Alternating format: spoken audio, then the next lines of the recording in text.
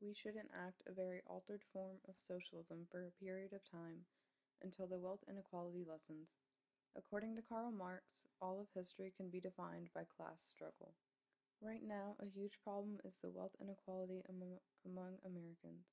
The 1%, or as Marx refers to as the bourgeoisie, has so much compared to the other classes, and it makes so much compared to the lower and middle classes, or the proletariat.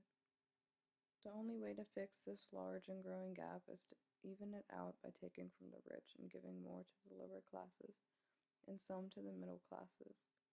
In the United States, though, socialism wouldn't work because historically people aren't fans of drastic government change.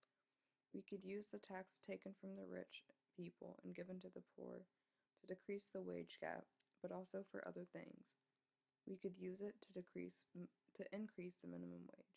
Minimum wage is already not enough to live on. There have been studies and even games made to show what life would be like on a $7 an hour budget.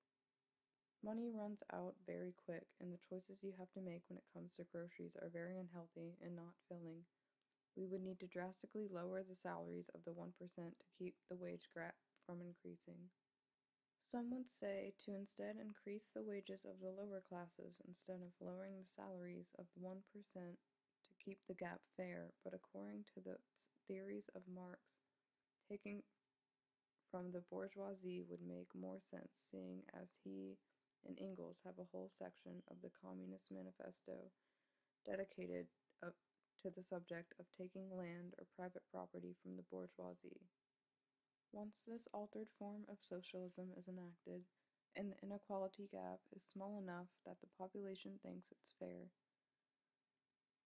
and people are making a fair amount of money per class, this altered form of socialism could stop and capitalism could resume. If this worked, hopefully that gap would stay fair and logical.